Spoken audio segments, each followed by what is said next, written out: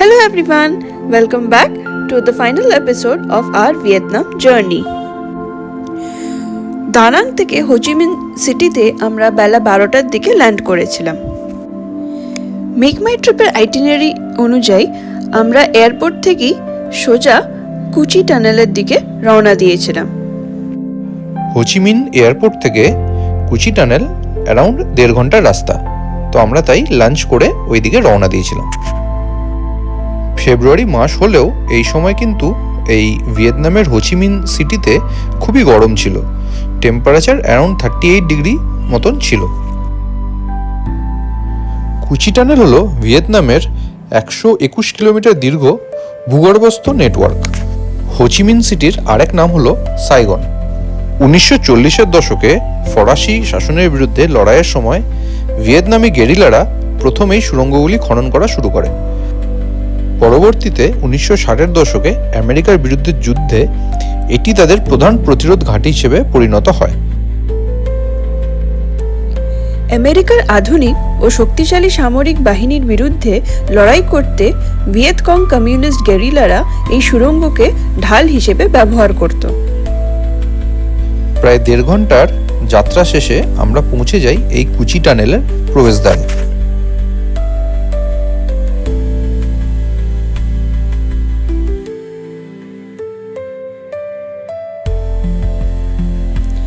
Make মাই ট্রিপের দরুন আমাদের এই ট্রিপটা অর্গানাইজ করার জন্য কোনো জায়গাতেই কিন্তু আমাদের টিকিট কাটার কোনো লাইন দিতে হয়নি। আমাদের সাথে যে গাইড ছিলেন তিনি সমস্ত ব্যবস্থা করে দিতেন।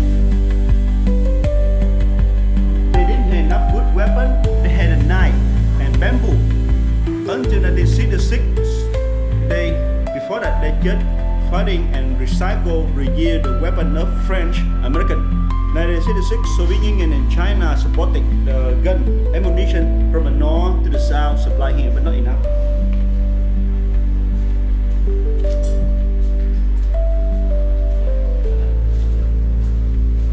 1966, Soviet Union and China supported AK-47 Kalashnikov rifle, and people here they recycle. Even the children, they took recycling the artillery to get the dynamite to make the golden mine and build hospital underground. People here they dig the tunnel before that nothing, just the bunker, the hideout from the French. But the French easily find out their bunker and kill the people.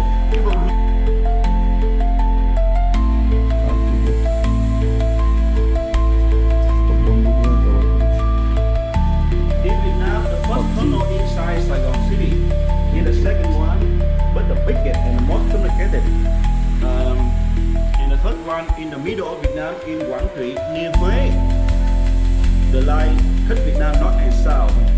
The big tunnel over there too. Quảng Trị River. এই সমস্ত অস্ত্র দেখে আমরা রওনা দিলাম আসল যে কুচি টানেল তার অভিমুখে।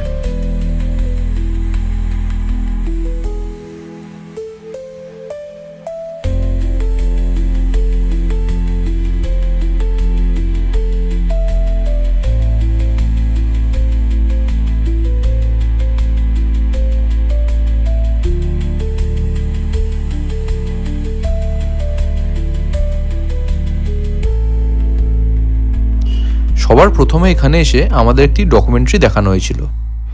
এই ডকুমেন্টারিতে দেখিয়েছিল আমাদেরকে কিভাবে ভিয়েতকং গেরিলারা যুদ্ধ করত আমেরিকার সাথে।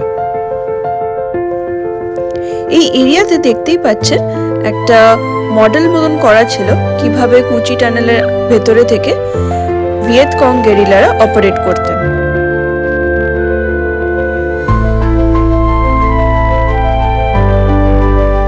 সুড়ঙ্গের প্রবেশপথগুলির মুখে বিষাক্ত সাপ এবং বাঁশের তৈরি মারাত্মক সব ফাঁদ পাতা থাকত।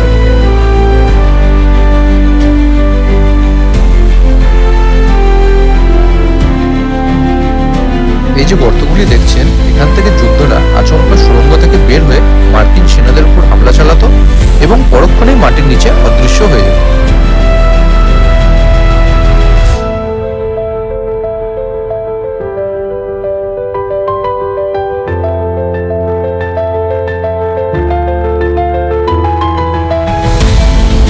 এখানে আরো বেশ কিছু ফাঁদের নিদর্শন করা ছিল।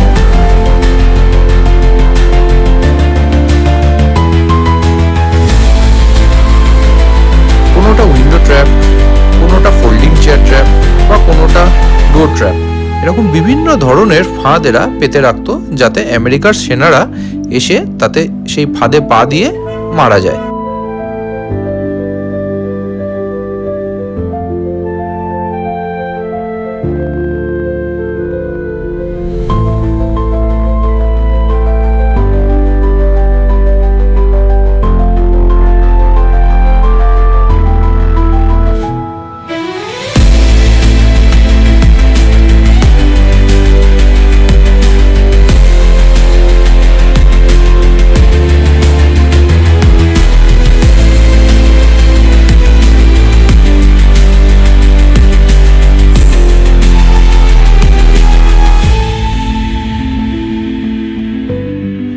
ভিয়েতনামিজ গভর্নমেন্টের তরফ থেকে এখানে একটি শুটিং রেঞ্জ করা ছিল।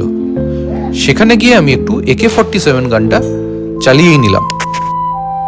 BGMI-তে অনেকবারই চালিয়েছি, বাট রিয়েল লাইফে এই প্রথমবার চালিয়ে বেশ মজাই পেলাম।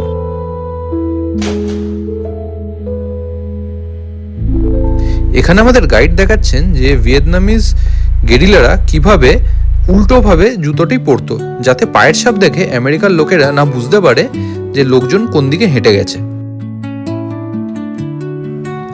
এই ছবিতে যে ক্রেটারটি দেখতে পাচ্ছেন সেটা হচ্ছে আমেরিকার করা B-2 বম্বিং এর কারণে।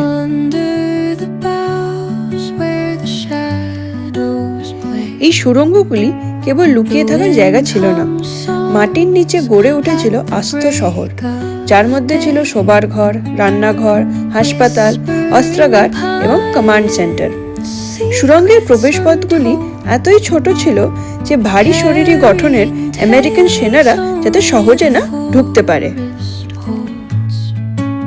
সাহস নিয়ে আমি এই সুড়ঙ্গের প্রবেশদ্বার দিয়ে ঢুকেই পড়লাম।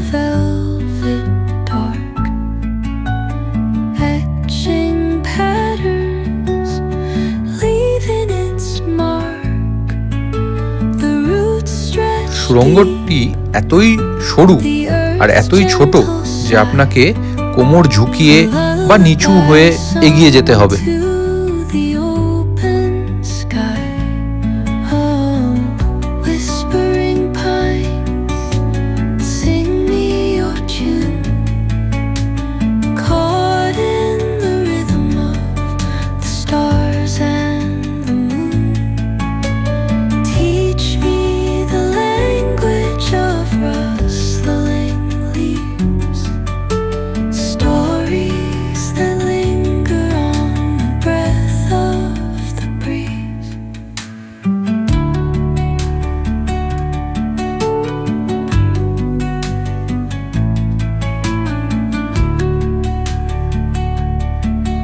ভেতরে যেন দম বন্ধ হয়ে আসছিল, তাই 20 মিটারের বেশি আমি এগোতে পারিনি।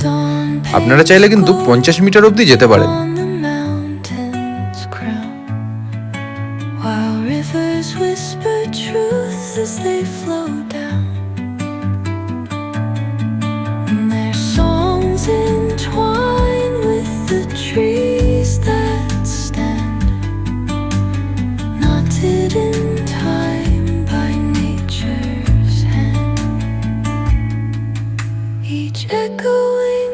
এরপর আমাদের গাইড নিয়ে চলে এসেছিল আমাদের জন্য চা এবং আর একটি খাবার, যে খাবারগুলি ওই যুদ্ধের সময় তারা খেয়ে সারভাইভ করত।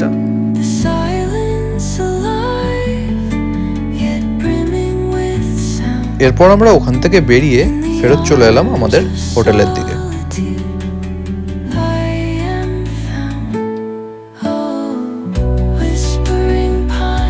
দুপুরে খেতে খেতে বাইরের দিকে তাকাতে হঠাৎ চোখে পড়ল অ্যাভেঞ্জার্স টাওয়ার। মুভিতে হয়তো আপনারা অনেকেই এটাকে দেখেছেন। এটি অবস্থিত এই হোচিমিন শহরে। পরের দিন দুপুরে আমরা হোটেল থেকে লাঞ্চ সেরে বেরিয়ে পড়েছিলাম আমাদের ঠিক করে দেওয়া হাফ ডে সিটি ট্যুরের উদ্দেশ্যে। হোচিমিন শহরে অনেক চাইনিজ টেম্পল আছে। এটি হলো বা থিয়েন হাউ মন্দির। এটি ভিয়েতনামের অন্যতম প্রাচীন এবং বিখ্যাত চীনা মন্দির।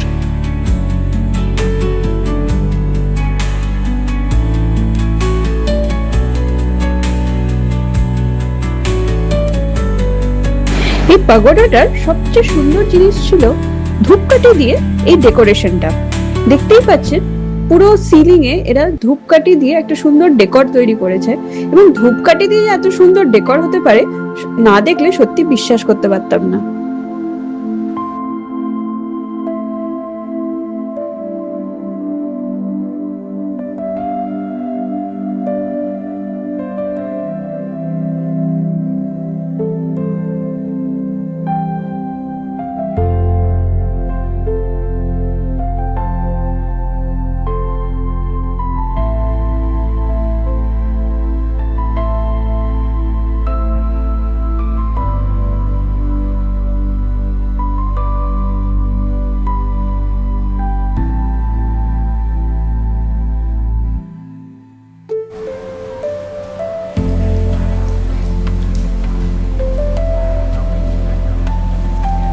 এই ভদ্রলোক ছিলেন আজকে আমাদের জন্য গাইড। তিনি আমাদের এই জাহাজটিকে দেখিয়ে তার ব্যাপারে বর্ণনা দিলেন। So I would like to confirm this is the boat, they decorate the boat, because in the past they are traveling from the China come to Vietnam by boat. So in the every years they also have the demonstration take the statue go around. ওখান থেকে বেরিয়ে আমরা এই জায়গাটিতে চলে এসেছিলাম। এখানে খুব সুন্দরভাবে আর্ট ওয়ার্ক এবং বিভিন্ন খাবার দাবারের জিনিস সমস্ত কিছুই পাওয়া যায়। আমরা এখান থেকে কিছু শপিং করে নিয়েছিলাম।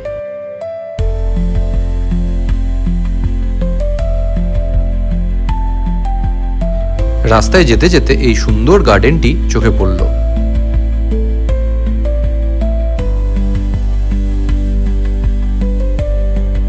লুনার নিউ ইয়ার উপলক্ষে রাস্তাঘাট খুব সুন্দর করে সাজানো ছিল। বাসে যেতে যেতে এই সুন্দর ডেকোরেশন গুলো দেখতে কিন্তু দারুণ লাগছিল।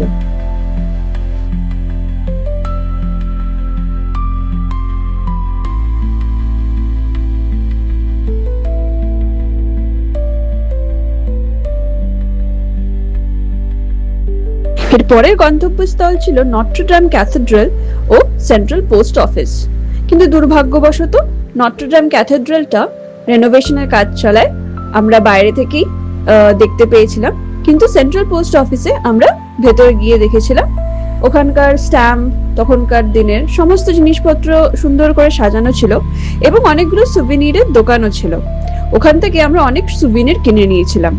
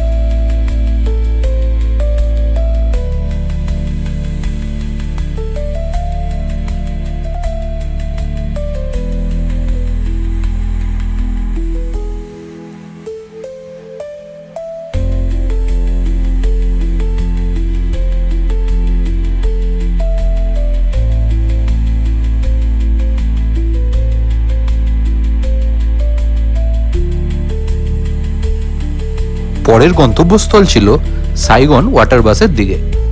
রাস্তায় যেতে যেতে খুব কাছ থেকে আবার দেখতে পেলাম সেই অ্যাভেঞ্জার্স টাওয়ারটিকে।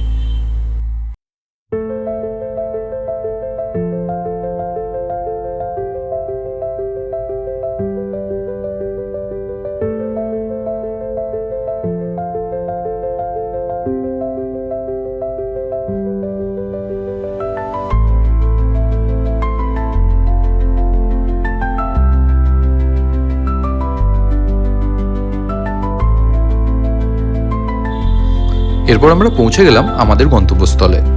সেখান থেকে আমরা একটি ওয়াটার বাস মানে ফেরি টাইপের রাইড করতে করতে আমরা জায়গাটিকে ঘুরে দেখলাম।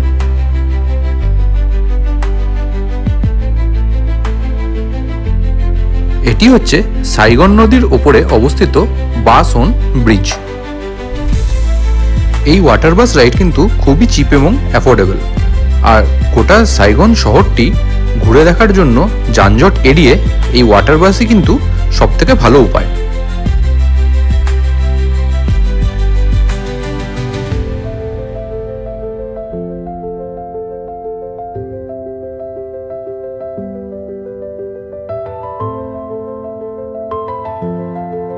এই বিল্ডিংটি হলো ভিয়েতনামের সবচেয়ে বড় building, landmark 81।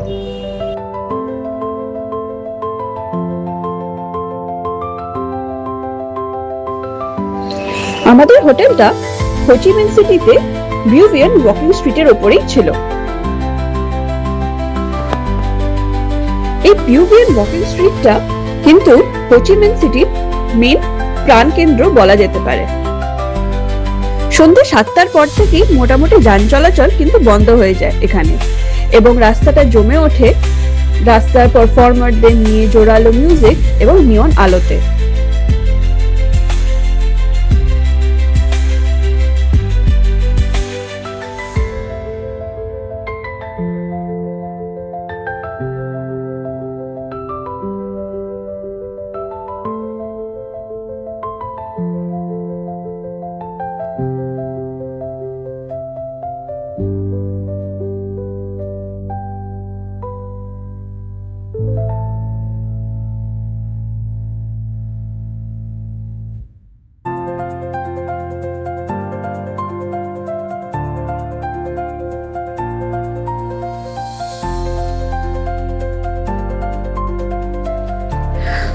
Hanoi, দানাং, Ho Chi Minh city, এই তিনটে শহর আমরা ঘুরে দেখেছিলাম। তিনটে শহরই তিন রকমের সৌন্দর্য, তবে সবচেয়ে বেশি মুগ্ধ করেছিল আমাদের ওখানকার মানুষের শৃঙ্খলাবোধ, পরিচ্ছন্ন রাস্তা এবং নাগরিক সচেতনতা। ভিয়েতনাম ভ্রমণের শুধু সুন্দর দৃশ্য নয়, বরং অনেক ভালো অভ্যাস শেখারও এক অসাধারণ অভিজ্ঞতা ছিল আমাদের। নতুন এক দেশ দেখার অভিজ্ঞতা এবং ব্যাগ ভর্তি করে ওখানের ঘোরার স্মৃতি নিয়ে আমরা আবার নিজের দেশে ফেরার উদ্দেশ্যে রওনা দিলাম।